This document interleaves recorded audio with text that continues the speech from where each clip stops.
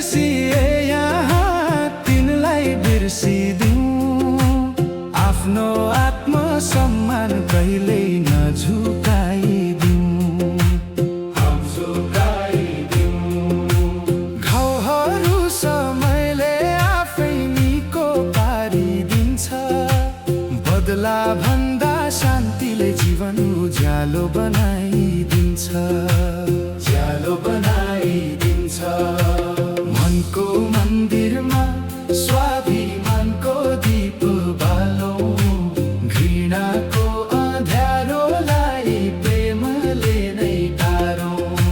सत्यको बाटो समय मुस्कान बोकेर हिँडौँ। मानसिक शान्तिसँग नयाँ बिहान लेखौँ।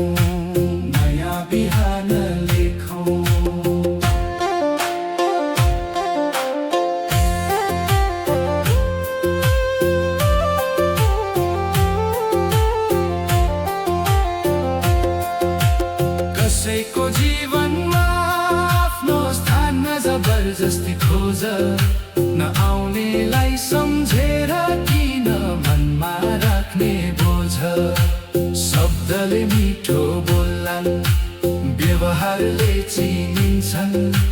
मुखौटा भित्रका अनुहार कर्मले नै खुलिन्छन्।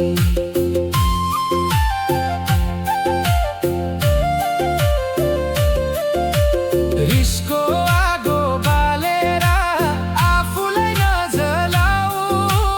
आँसुका खोलाहरूलाई मुस्कानमा बदलाऊ। टुटेका सपना भित्र पनि आशाको रङ हुन्छ।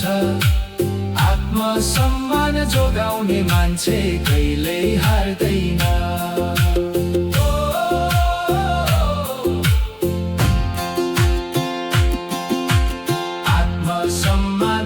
पहिचान, मानसिक शान्ति मेरो भगवान। घृणा होइन प्रेमको भाषा, यही हो जीवनको साँचो आशा।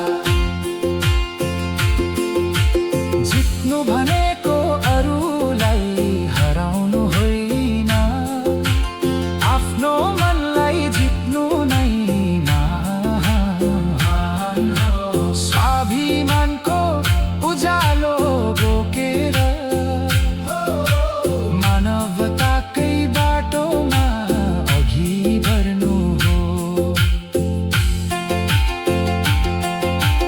टाढिने सबै मानिस घाटा हुँदैनन्।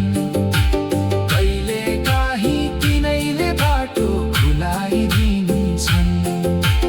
हरेक बिछोड भित्र नयाँ सिकाइ लुकेको हुन्छ। हरेक आँसु पछाडि नयाँ मुस्कान पर्खिरहेको हुन्छ। जो आफ्नो मूल्य जान्दछ उसले आत्मा कहिल्यै बेच्दैन। संसारले नबुझे पनि उसले आफ्नो सत्य छोड्दैन। भाग्यमा लेखिएको कुरा कसैले मेट्न सक्दैन। सत्य र स्वाभिमानको आवाज कहिल्यै दब्न सक्दैन। मनलाई शान्त राख, समयलाई बोल्न देऊ। घृणाको उत्तर प्रेमले देऊ। सकारात्मक सोचको बिउ रोपाऊ। मानवताको फुल फुलाऊ। आफ्नो सम्मान बचाउँदै अरूको सम्मान पनि जोगाऊ। हार आयो भने सिकाइ बनोस्। जित आयो भने विनम्रता बनोस्। रिस आयो भने धैर्यता बनोस्। पीडा आयो भने शक्ति बनोस्। किनकि मन जित्ने मान्छे संसार जित्छ। शान्त हृदयले इतिहास लेख्छ। जसले बिर्सिए यहाँ